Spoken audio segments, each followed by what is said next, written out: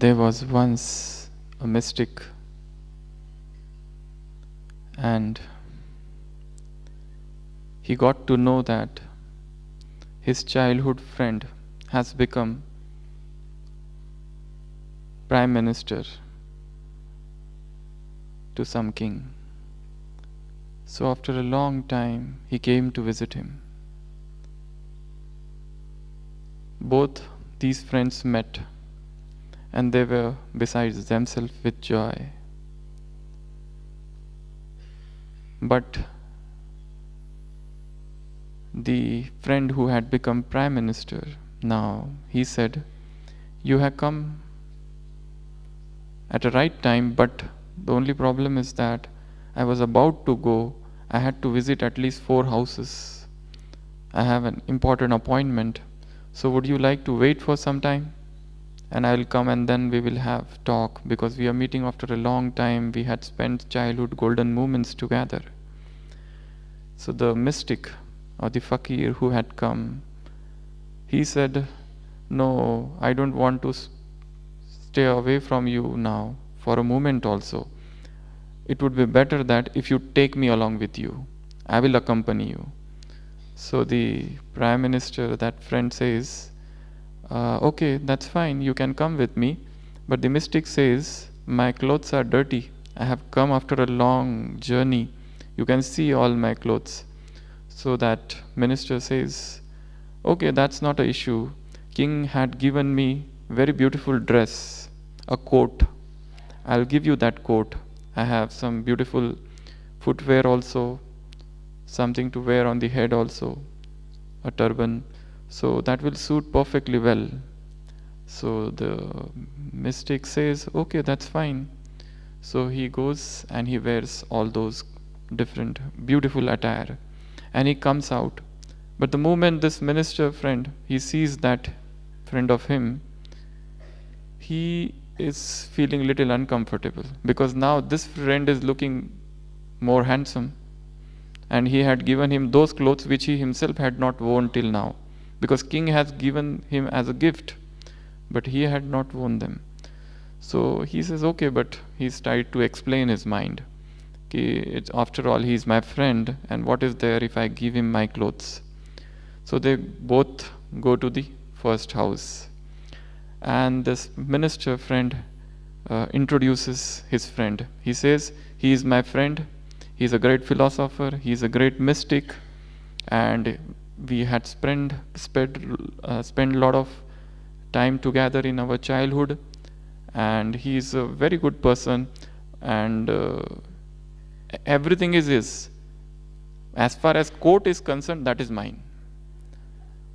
So the mystic is shocked. Even the people who are there in that house, they feel little uncomfortable. Oh, what it said. So even the minister feels, oh, what I have said, I should not have spoken such thing. It is not a good manner. So they come out of that house, and the mystic says, "Oh, it's not possible for me now to come with you to another house." So the minister says, no, please forgive me for what I have said. Actually, I didn't want to say it, but it was a slip of the tongue. So somehow he agrees, and they go to the second house. And in the second house, this minister friend, he keeps on telling in his mind, no, this time I will not talk anything about court.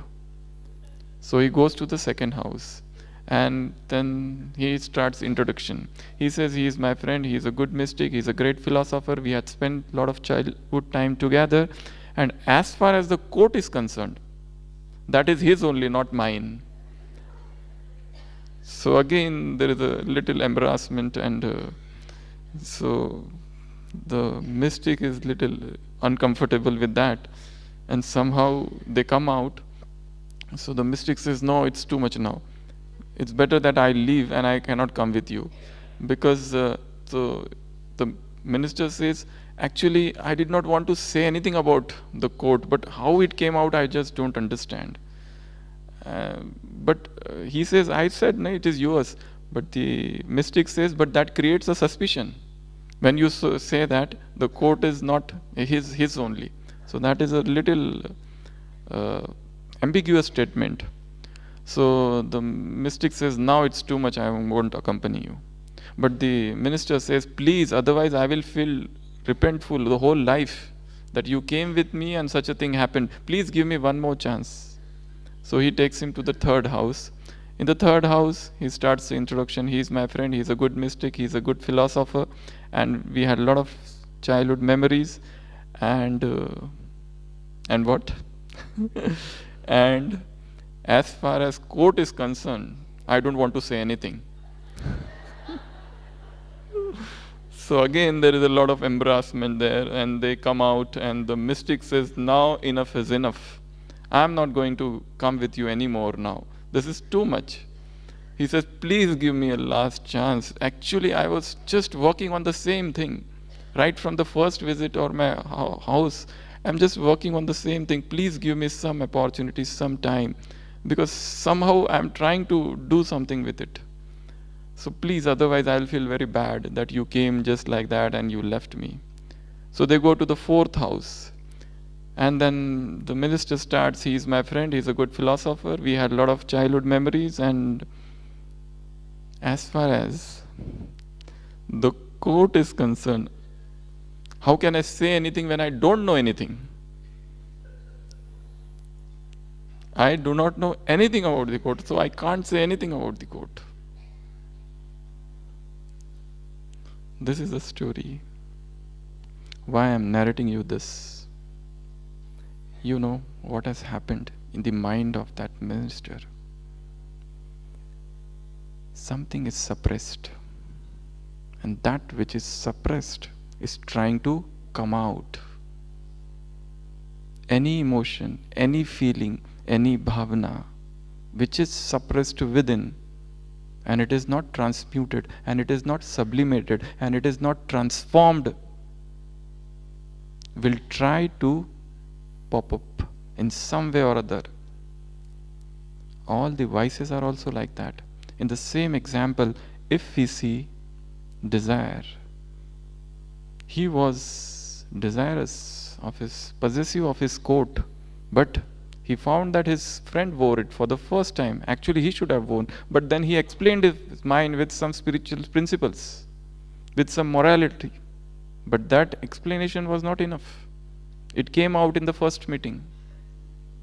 He had greed. Somehow it tried to came out. He had attachment. Somehow it tried to came out. He was having his own ego, which was trying to come out. And in between also he was getting angry, but then he had suppressed his anger with so-called philosophical principles which he had known, or because of the social etiquettes or so on and so forth. So anything which is suppressed will try to come out. Baba is talking about complete purity. I will tell you one Murli, and everyone should go and read that Murli. That is 26th December 1979. Probably the only Murli where Baba said you should not, or you need not to conquer these vices. Baba has given a very beautiful example. If suppose you defeat, one king defeats another king and imprisons him, okay? So the other king will try to take revenge. These 5 vices you don't have to conquer, rather you transform them. Rather you make them your cooperative friends. Lust, Kam you convert into Shubha Kamana, good wishes. Anger, where there is an intoxication, Josh of a negative quality, convert that into spiritual intoxication. Lobh, greed, convert that into a sense of being a trustee. Attachment, convert that into love. Don't try to suppress it. Because any emotion which is suppressed would become perverted in the long run. And you will not know. You will feel that yes, I had conquered anger, but I don't know how it came after 10 years. We had taken the pledge of purity of celibacy long back, but I don't know now how after so many years suddenly there is sudden surge of passion in the heart. Probably there was some repression or suppression of feelings, of emotions. We have not understood them probably in a way we should have understood. In the similar manner, ego. The minister had the feeling that this is mine. How dare he is wearing it? But he tried to explain himself with so-called spirituality, whatever he had. But then it tried to came out every time he was introducing him. And in fact, there is nothing called as slip of tongue. There is no such terminology as slip of tongue. It must be there somewhere in our heart. That feeling, that desire, that ambition, that vice, and it has just sought an opportunity to come out. So today's topic is Nirvana in Bhavana. A very tough topic, I suppose. There are two words. One is Nirvana and another is Bhavana. When I say the word Nirvana, there are three different meanings to that. Actually, this word comes in Buddhistic literature. And they say it is equivalent to moksha or mukti or liberation of Hinduism or kaivalya of Jainism, the ultimate freedom. The word nirvana means to be blown out or to get extinguished. We have heard this word in Murli many times. Baba uses this word in a different way, in a way which is never mentioned in any of the scriptures in the world. The first meaning of nirvana is liberation, freedom, release, mukti, moksha, kaivalya. Those passions are gone, extinguished. That is the first meaning of nirvana. Buddha attained nirvana. That's what they say, they talk. It's nowhere there in the Vedic literature, it's nowhere there in Hinduism.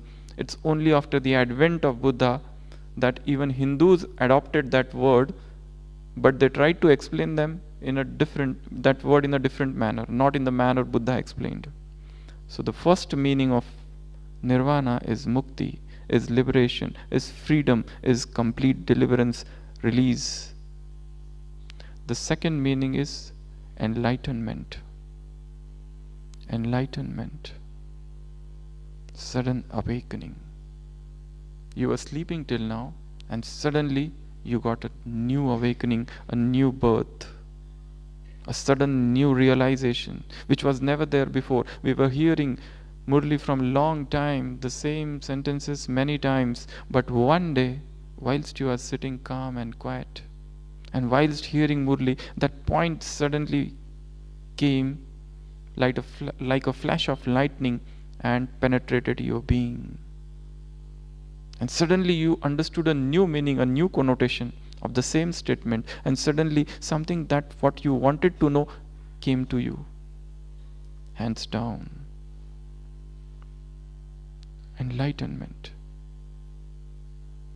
There was a Zen lady who was under the tutelage of her master for 20 years, and she was striving for this nirvana, she was striving for enlightenment, but it was not happening somehow.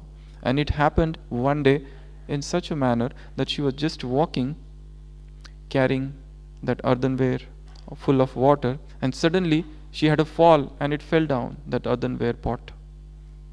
And in each of those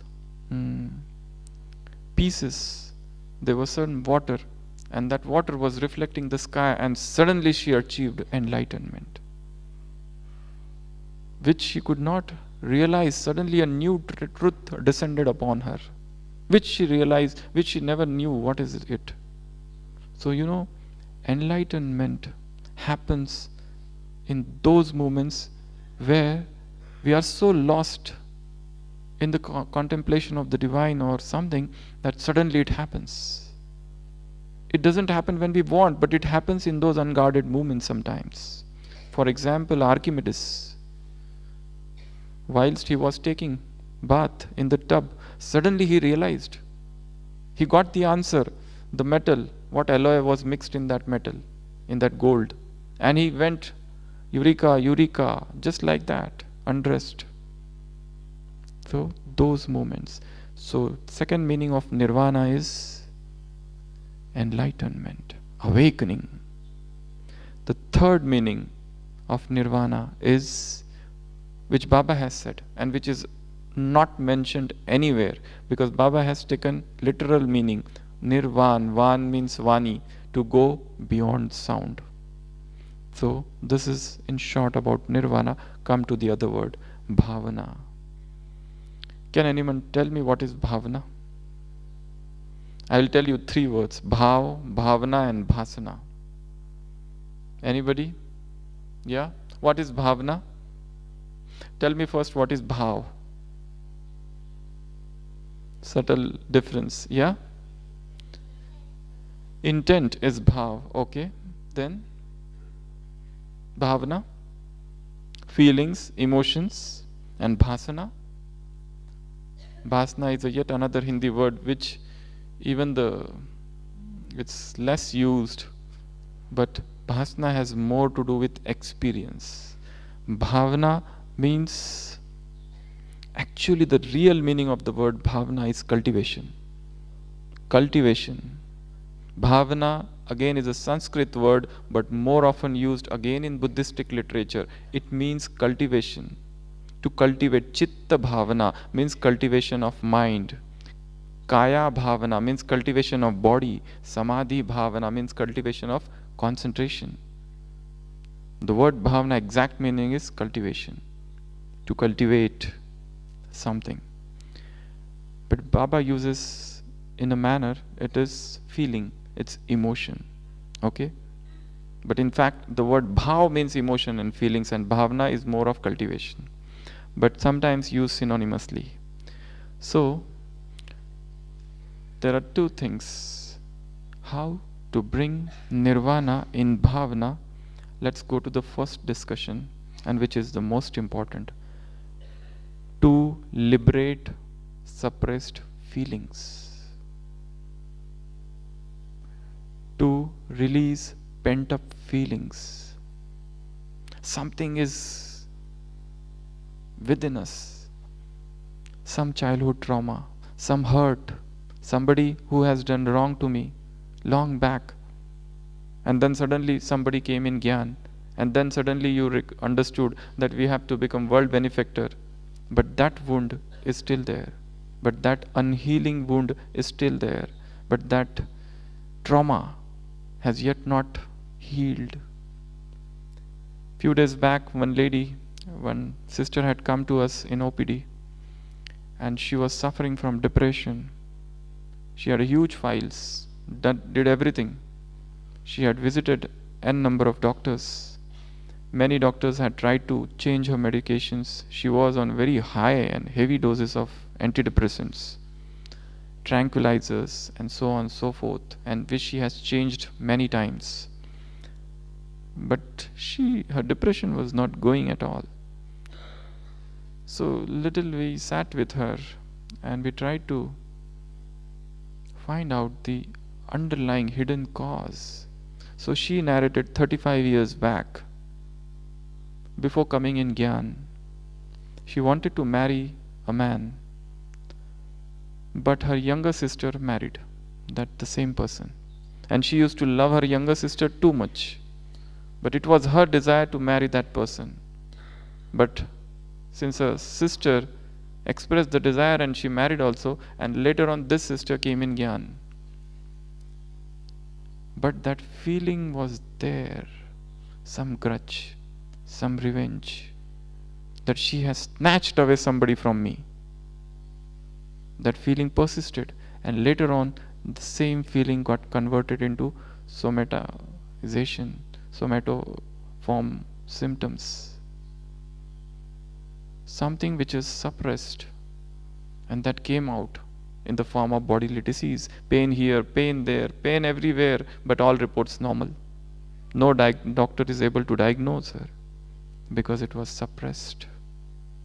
Nirvana means to release. Nirvana means to deliver those pent up emotions, those negative energies which are within us.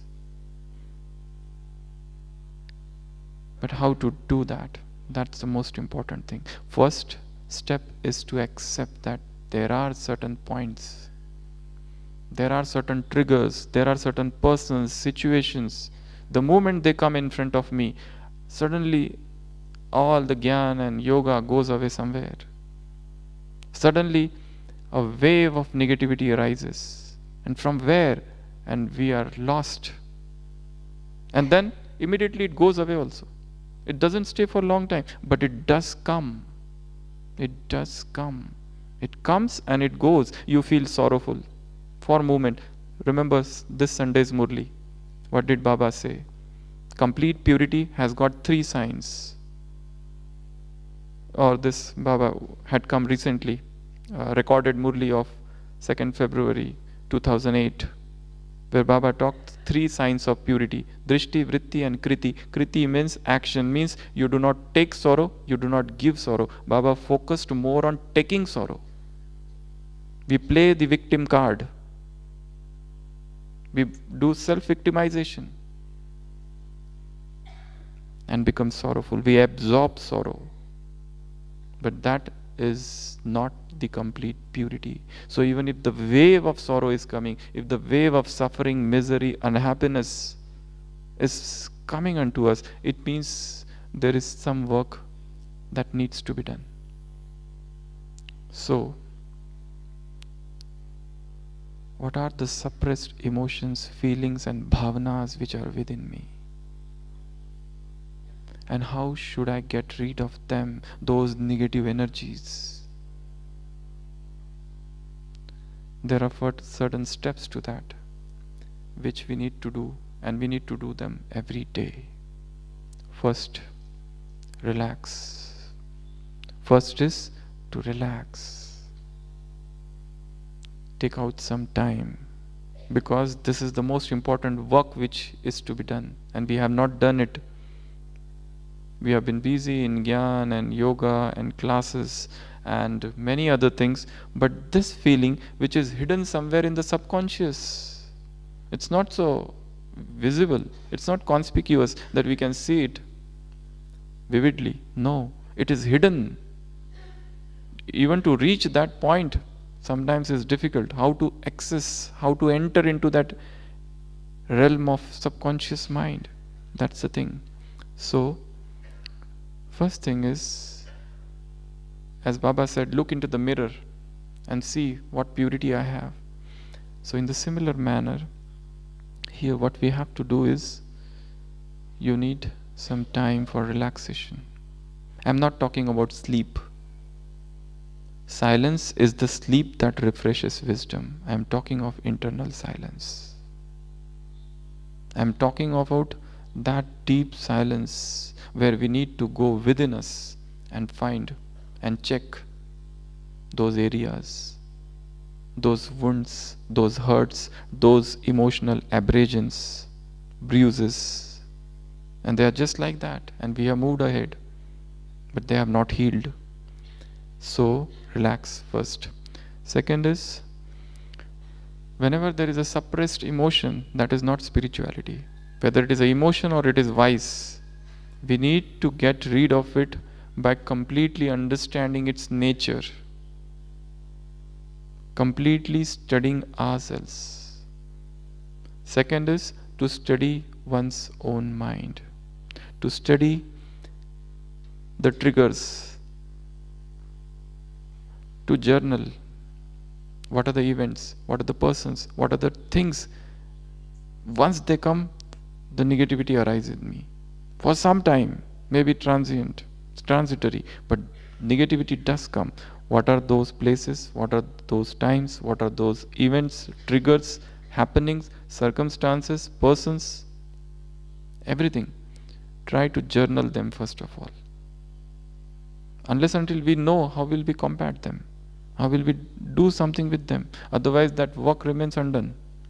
So second is journaling, writing down some triggers. For example, from morning Amrit Vela till now, how I was. Okay, one thing is that somebody came and spoke something rather rudely, and he was Brahmin, and I felt bad. Just journal it. This happened. Just journaling. Second. Third is to what is known as self-talk. Self-talk. 3 things we have to do every day. One is self-talking, second is talking with Father, Baba, and third is churning of knowledge. Every day, every Brahmin must do these 3 things. Sometimes we have to devote to talking with Baba, sometimes talking with self, and third thing is churning the knowledge. This is very important. So, self-talk. Then, there are certain methods of release which are transitory, and there are certain methods of release which are long-term. So, temporary methods they talk of is sing, dance, play, walk, move around, go in solitude. These are some of the methods. At least for some time they will help you in coming out of that suppressed emotion. Otherwise that remains very deep within. If you want it to come out, you have to do this. And most important thing in this is venting it out. Catharsis. Find somebody with whom you can share rather than keeping it within. Like a pressure cooker, it is there.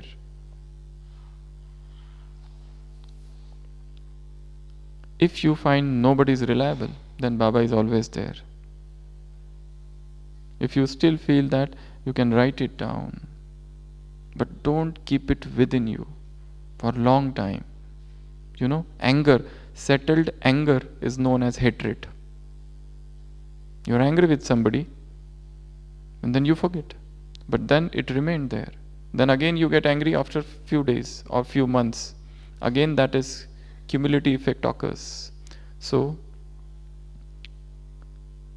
venting it out. Playing, stretching, exercising.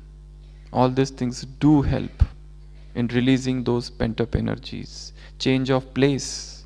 If you feel, this is the best thing we advise our patients. They say that we have tried everything. They are in Gyan for a very long time. Feel despondency, blues. We have tried everything. Now tell something new. Sometimes change of place. Go to some other place for some days, for change of atmosphere, climate, and some new ideas will come.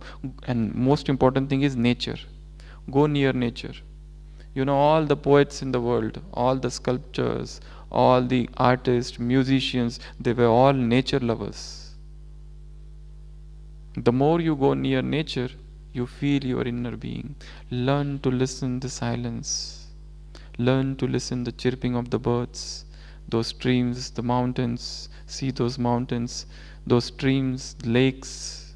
The more you go to nature, more relaxed you feel. And probably in one of those moments, that pent-up energy of negativity will come out and get vanished. Go seek nature.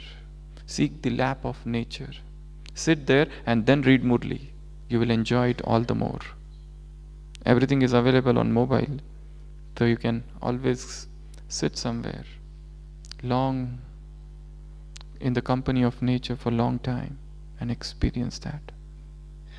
So this is for moment as well as for long time. For long time, again they talk of writing your attainments, accomplishments, dwelling on positivity, and creating some spiritual drill using the principles of visualization.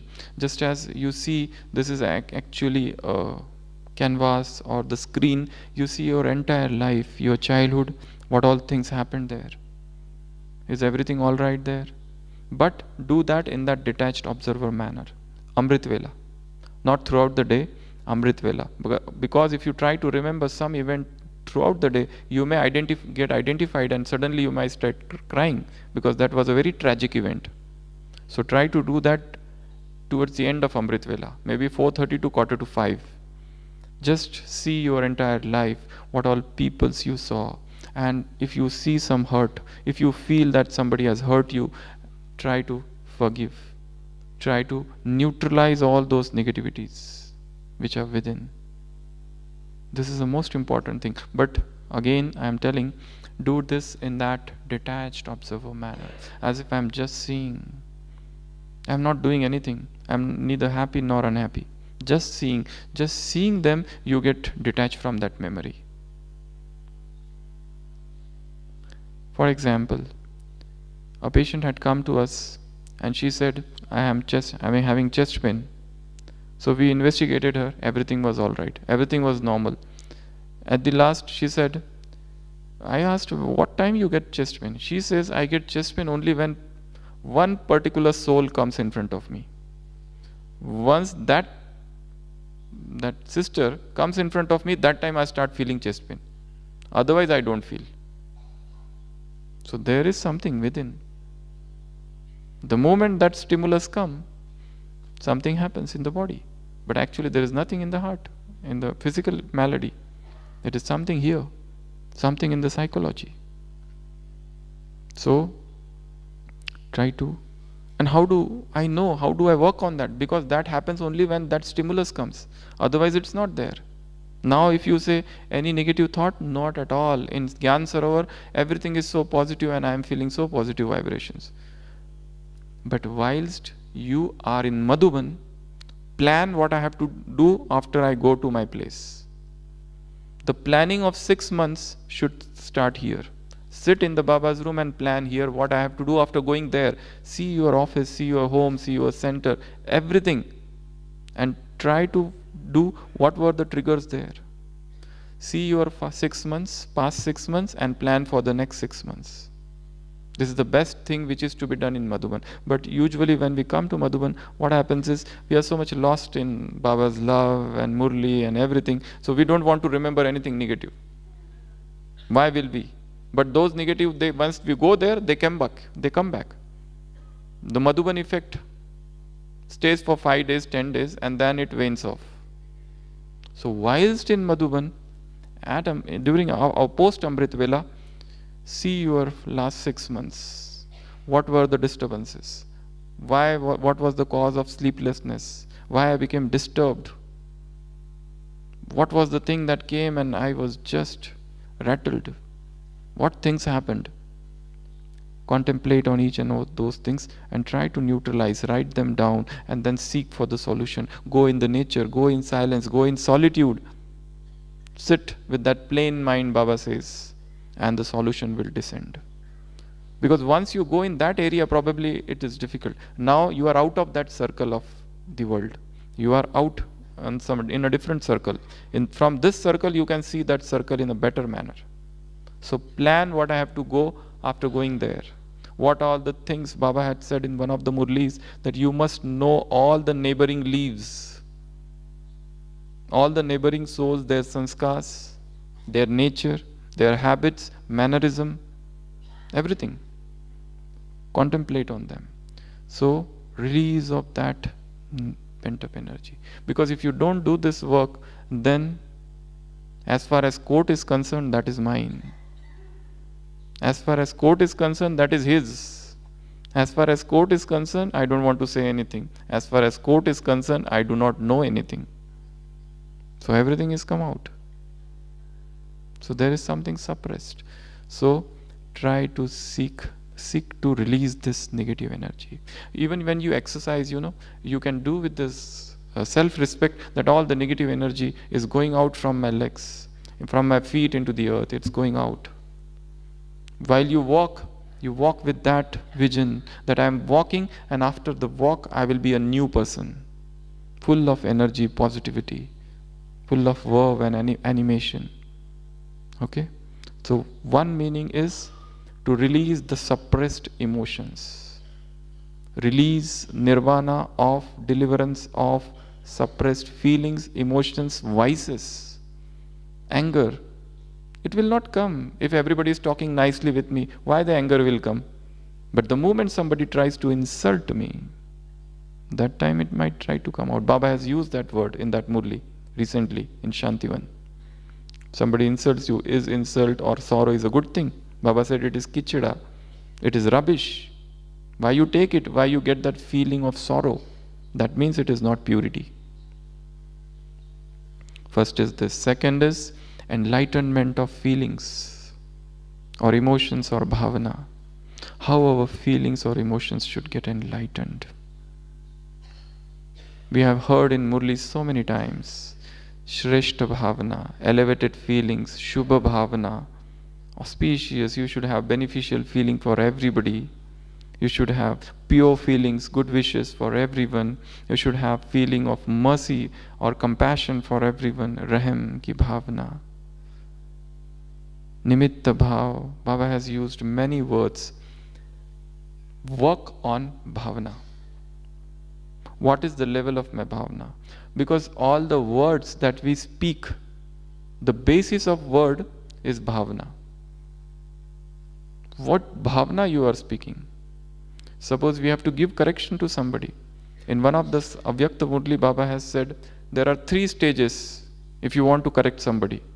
And Janki Dadi had said sometime that if you want to create enemies in Brahmin family, start giving corrections. You will create enemies.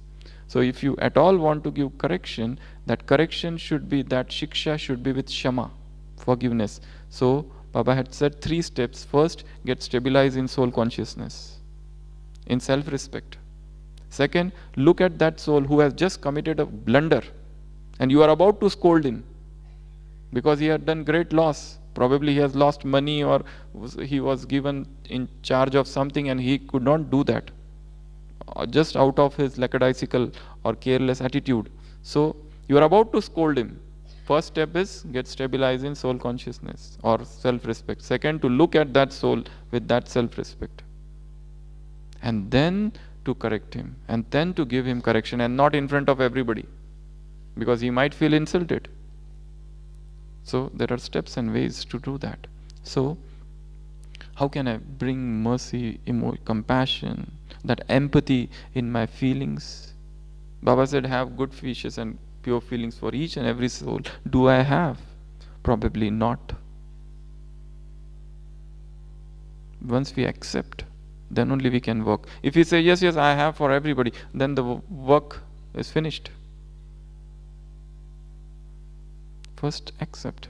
In some nook and corner of the mind, something is hidden. Somebody has tortured us mentally for a long time. How can I have good wishes for him? It's a practical question. You know, there was a Christian lady and she was physically assaulted by one person. And later on she became surgeon.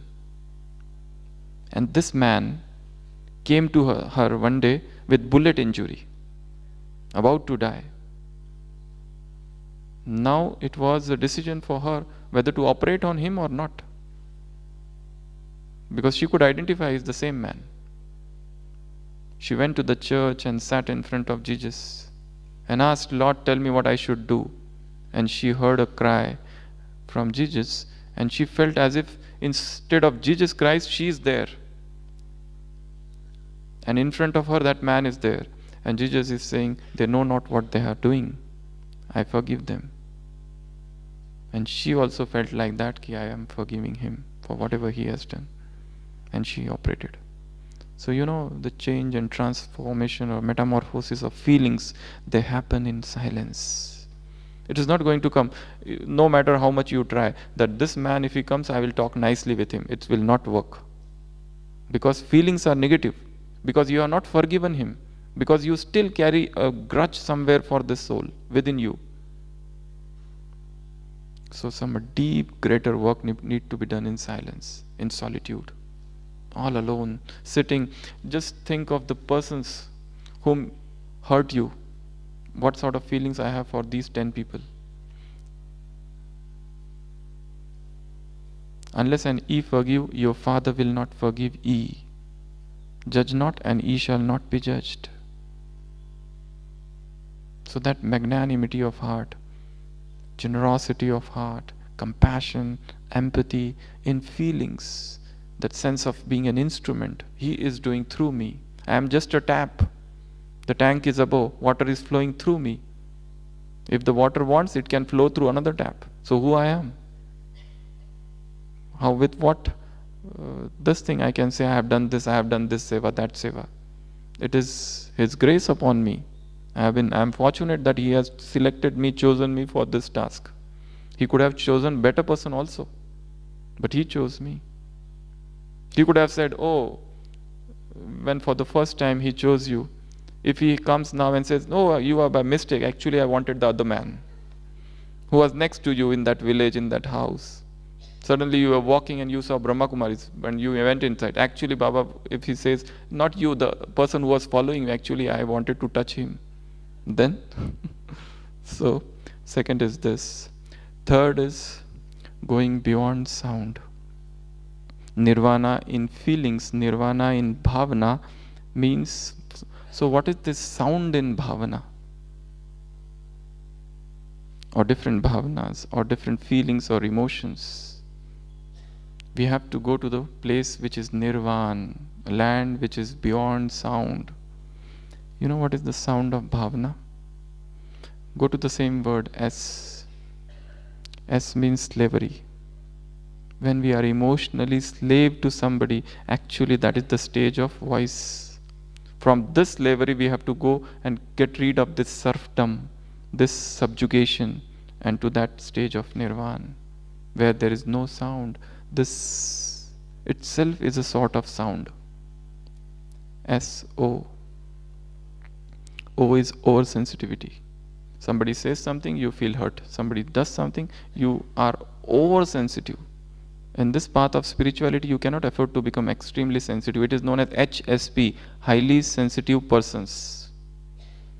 HSP. Am I HSP?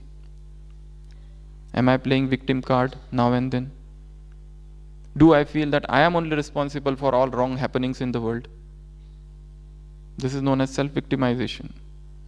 Somehow or other, everybody of us try to self-victimize. There are only two things in the world. Blame game. You blame others or you blame yourselves. But blaming ourselves is worst, because that induces inferiority complex, and that is against self-respect, against Swaman. So, S-O. U is unawareness, is also a sound. We have to go beyond the stage of unawareness, means unconsciousness. Unconsciousness means body consciousness. We commit mistake only when we become unconscious. When we are aware in the stage of nirvana, in the stage of enlightenment, we never commit mistake. We come down from soul consciousness and mistakes happen. N. S-O-U. N. N is negativity. Let me create new positive emotions. I have to do that. For that, you will require some time. It will not happen at the drop of a hat. No, it will take some time. You will have to retire within yourself. You will have to disconnect to reconnect. D is desires. The sound of desires, worldly desires, ambitions. A spiritual mind is a non-ambitious mind. When I say ambition, I mean worldly ambitions. You cannot serve two masters. You want world also, you want worldly things also, and God also. It's not possible. You'll have to let go of one. So,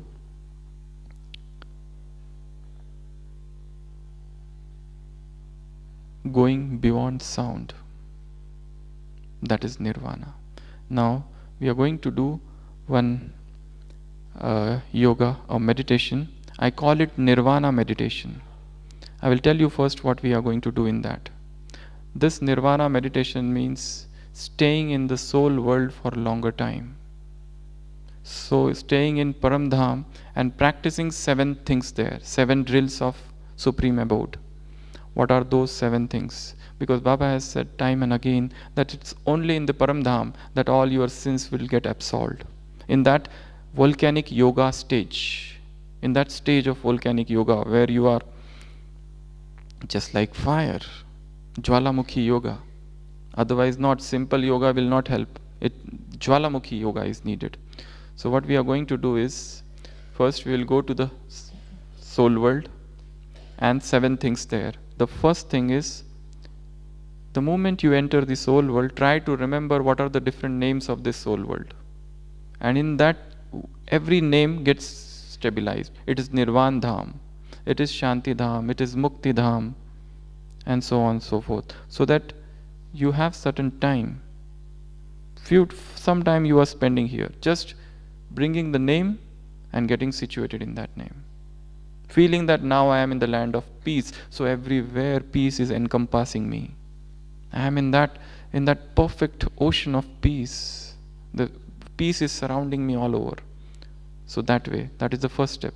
Second, become soul consciousness. Practice soul consciousness in the soul world. The 7 forms, 7 different qualities of soul.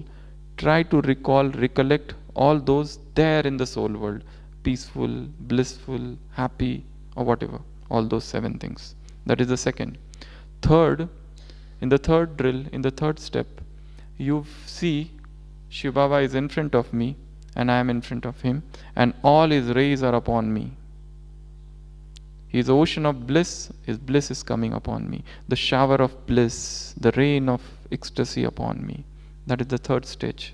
Fourth, you try to experience all relationship with the one Father in the subtle world, in the soul world.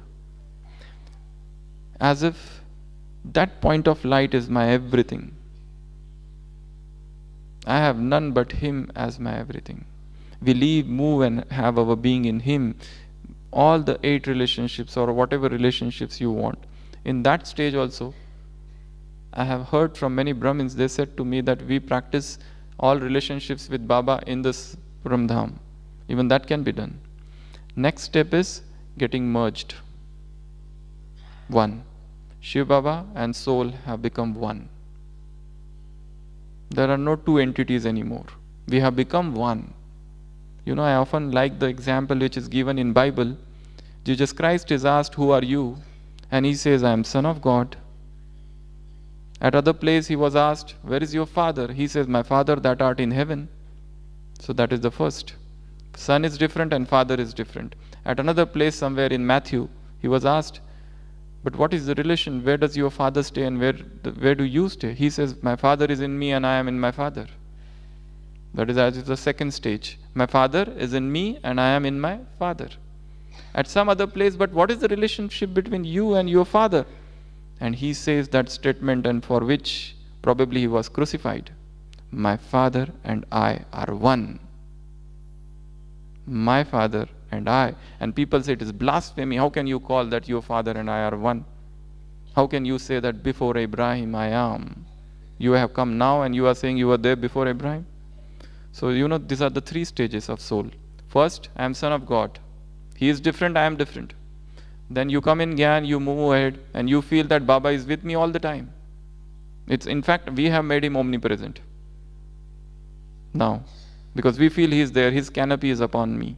So, he is in me and I am in him. This is the second stage. The third stage, my Father and I are one. We are not 2 different entities, we are one. So this is a feeling, this is the emotion, this is a bhavana. Where we feel I have become, Baba said combined stage is the most powerful stage. So in the Paramdham, 5th stage is 1. Then 6 stages, you come down a little, he is up, you are below, and the globe is below you. And all his rays are upon me, and all the rays from me are going on all the souls of the world. This is the sixth stage. And the seventh stage in soul world is detached observer.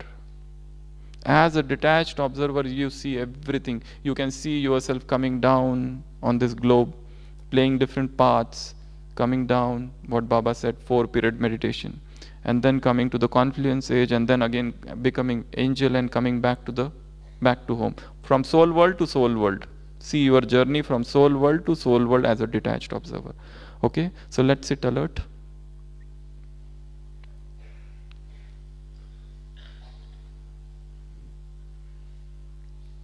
Soft music, please.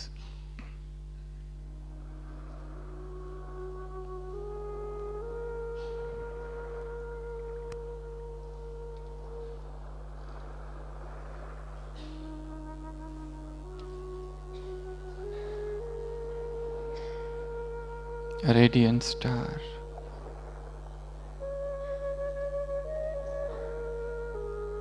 Completely detached from the body.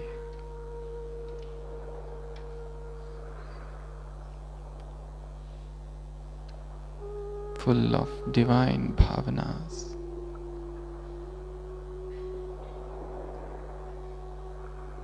I, the soul,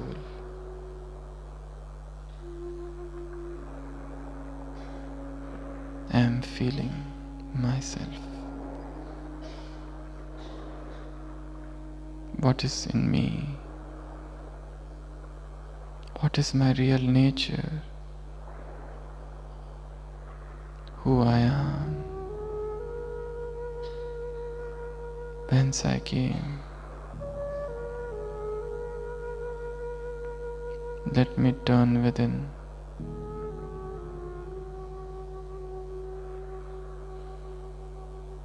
See myself as I am.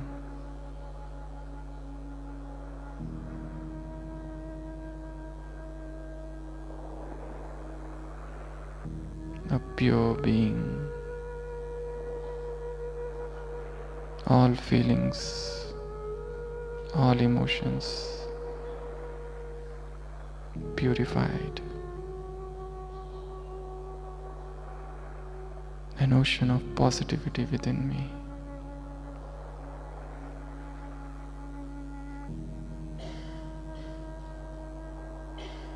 All the negative energy, negative emotions have left me.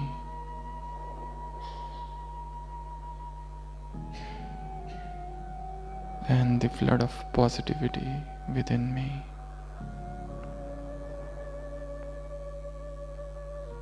All the feelings have become enlightened.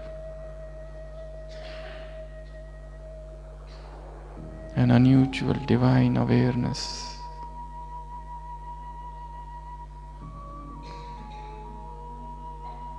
An unknown sense of lightness.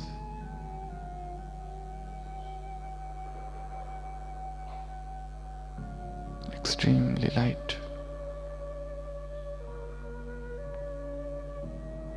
I am supremely pure soul.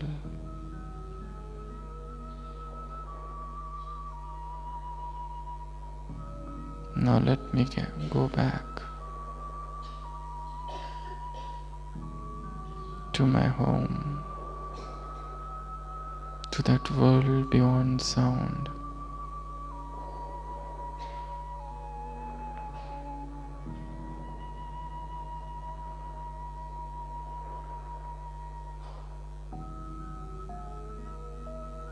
Only there I can recollect myself, my scattered being. And with this thought, I, the soul, I drop this body down, assuming an angelic form. I am traveling up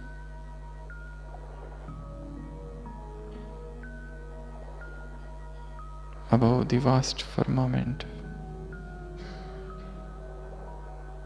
above the stars, the moon and the sun.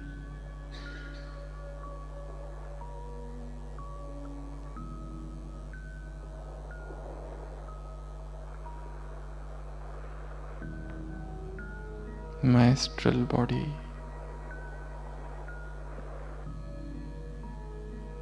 the feeling of being double light. I have reached the subtle world.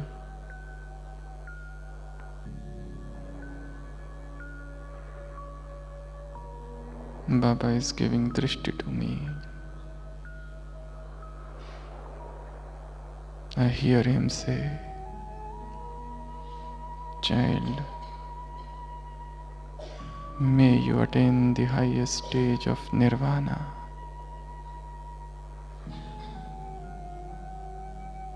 In all your bhavanas."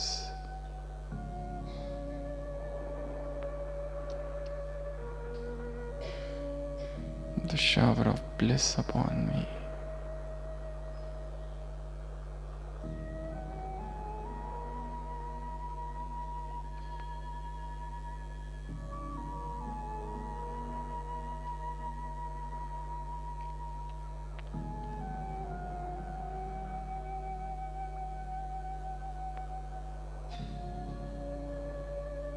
Deep silence within and without.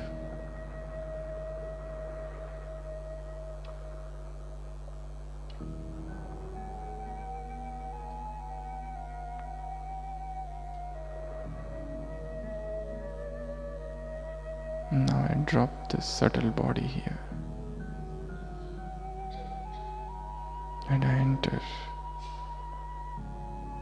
my home, the incorporeal world, the soul world.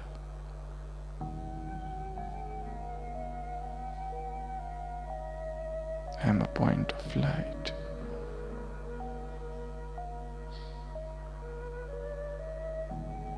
I am feeling completely liberated in this land of liberation, completely peaceful in this land of peace.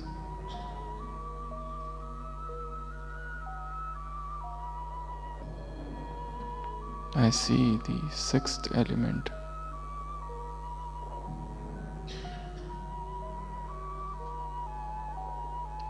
Everywhere in this Brahmalok.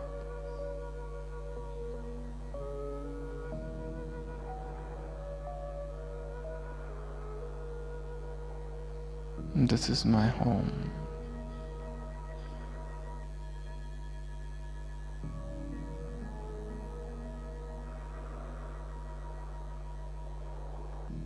I see so many souls around.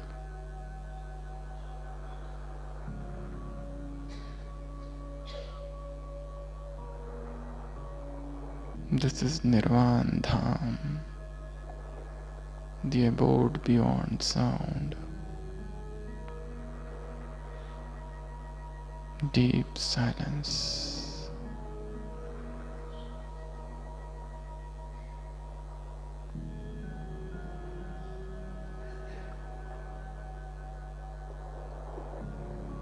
Now I try to recall what is my nature.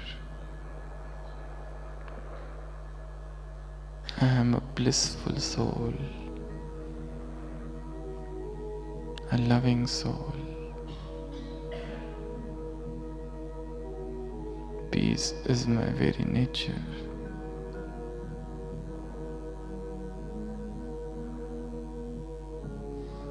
Extremely happy,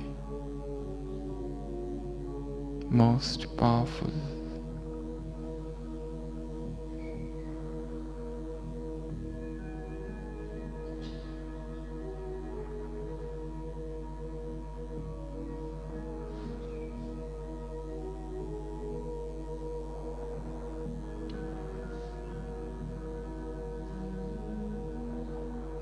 Now I see my father in front of me. All his rays are upon me. His showering divine purity upon me. The shower of purity.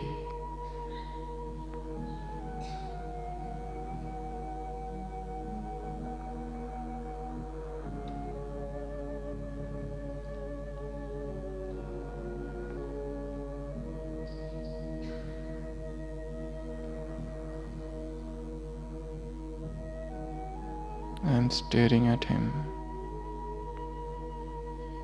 the point of light, and all rays are upon me.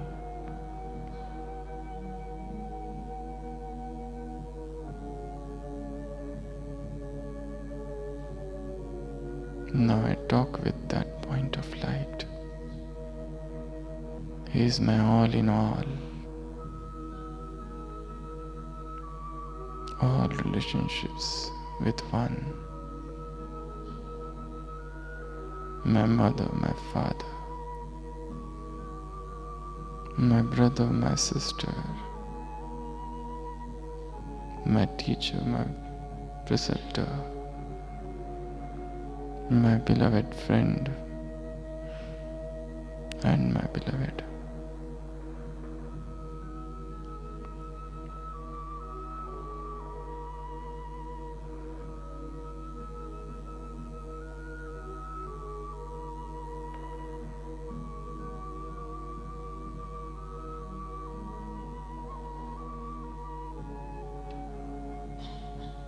Now I go very near to him, and Shiv Baba and I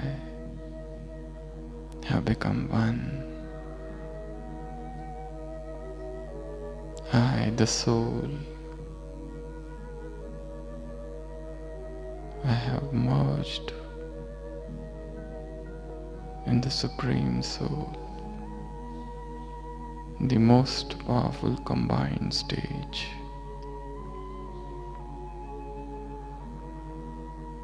Just as he is the ocean of love, now I am the ocean of love.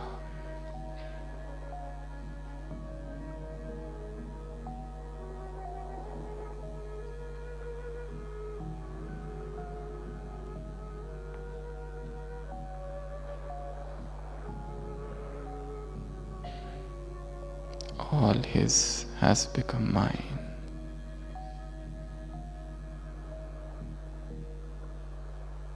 Now I come down. He is upon me and all his rays are upon me. And from me, from the Paramdham, the rays of bliss, knowledge, happiness are falling upon all the souls of the globe.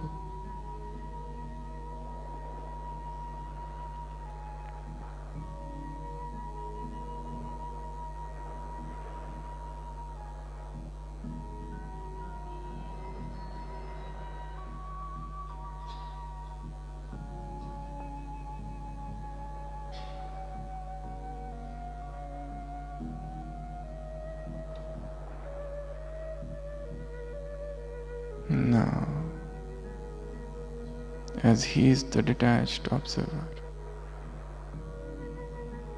I am also a detached observer of this world drama. And from this highest summit of soul world, I watch this entire drama. I see souls coming down on earth. How each soul is playing his parts. How time is changing. How cycle is moving forward.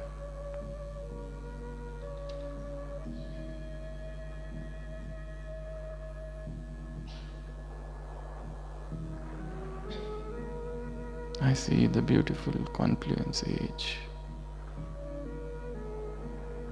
I see Diamond Hall, where God is meeting all His children. I see souls from all corners of the world in front of their Father.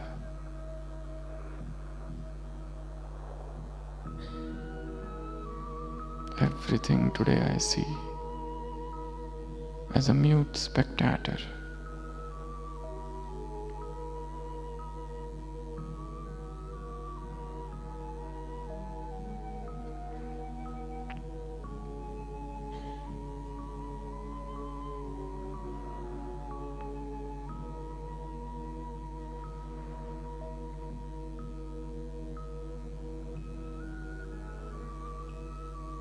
Now I see my own life.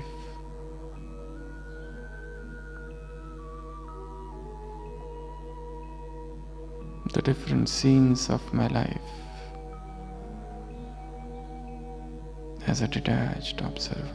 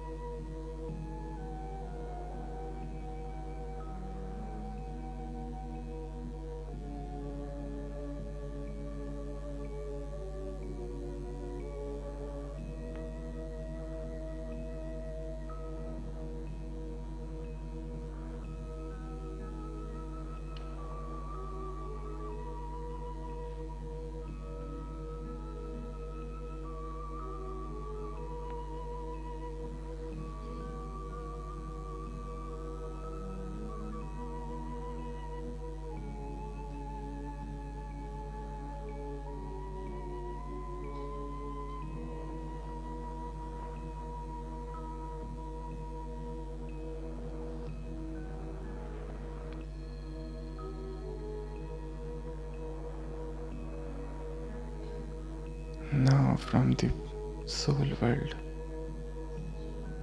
I come down in the subtle world,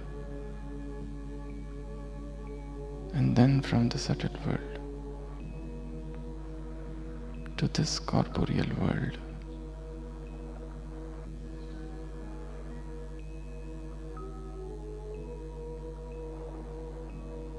I enter into my body again, full of energy,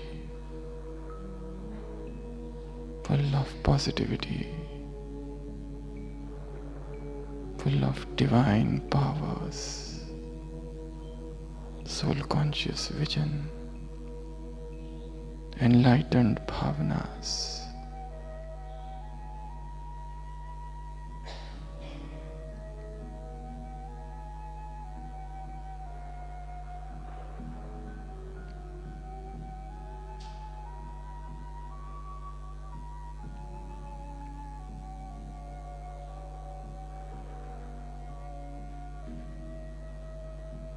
I'm seeing Baba is in front of me,